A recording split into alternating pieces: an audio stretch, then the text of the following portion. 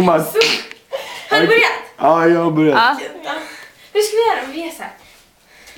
Okej då, du sätter dig så. Det måste vara mycket tyngd på en planka. Ska vi göra på typ... På en planka? Nej, typ här, okej. Det är som liksom förut. Men sätter på!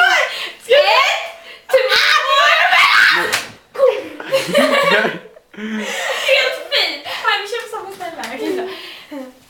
Okej, 1, 2, 3! Men vänta, en gång till! Nej, den här, vi kör sista gången! Kom, vi kör sista gången! Nej, ta inte bort den! Vi ska köra sista gången! Vänta, här, vi kör sista gången! Här, 1, 2...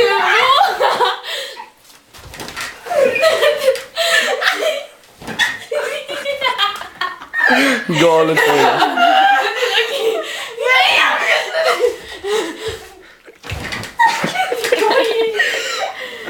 Matilda måste vara själv med sin rumpa.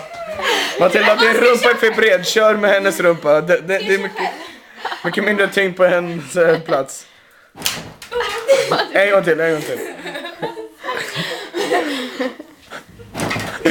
gång till.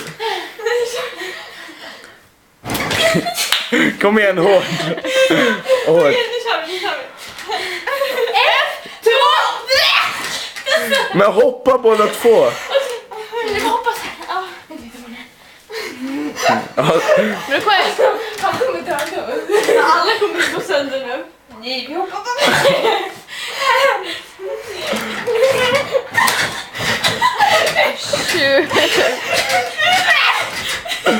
Alltså, munnarna kommer dö. Okej, där. Kör.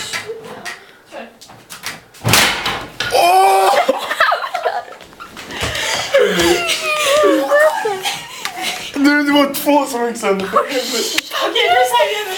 Nej. Okej. Ingen har varit där inne i rummet, säger vi. Run!